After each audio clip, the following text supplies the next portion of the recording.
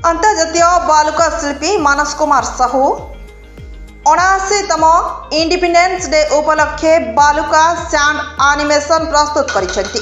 एही sand animation टी operation Sindoor विजय गाथा को आधार करी करा जायछि, जहां सारा विश्व पई एक उदाहरण पलटिछि।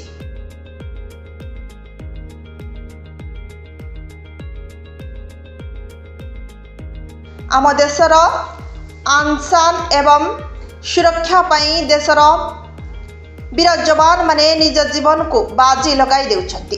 तांकर वीर गाथा को बालुका एनिमेशन रे दर्शाइछंती बालुका शिल्पी मानस साहू। एही बालुका एनिमेशन टी को प्रस्तुत करबा को मानस साहू को 2 घंटा समय लागिथिला। एही एनिमेशन पुरी रे थिबा मानस साहू को सैंड आर्ट इंस्टीट्यूट रे प्रस्तुत करा जायछि। समस्त देशवासी को स्वाधीनता दिवस अनेक अनेक शुभेच्छा एवं अभिनंदन। मु सैंड आर्टिस्ट मानस कुमार साहू। आज आम गोटे सैंड एनिमेशन प्रस्तुत करिचु। सारा भारत में वर्तमान 79th इंडिपेंडेंस डे सेलिब्रेशन चली सहित ऑपरेशन सिंदूर विजय गाथा मध्य लोक माने मन पकाउछंती। किभली आम देश गोटे नुआ रूप सारा विश्व नजर को आसी गोटे नुआ भारतर परिचय देछि।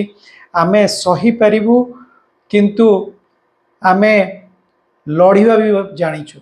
तेणु आमे समस्त सोल्जर मानक सैल्यूट दबा सहित इंडिपेंडेंस डे सेलिब्रेट करिया को चेष्टा करिछु। प्राय 2 घंटा लगितले सैंड एनिमेशन टी करिबा पई एवं sand animation completely colourful sand animation आमे करिछु।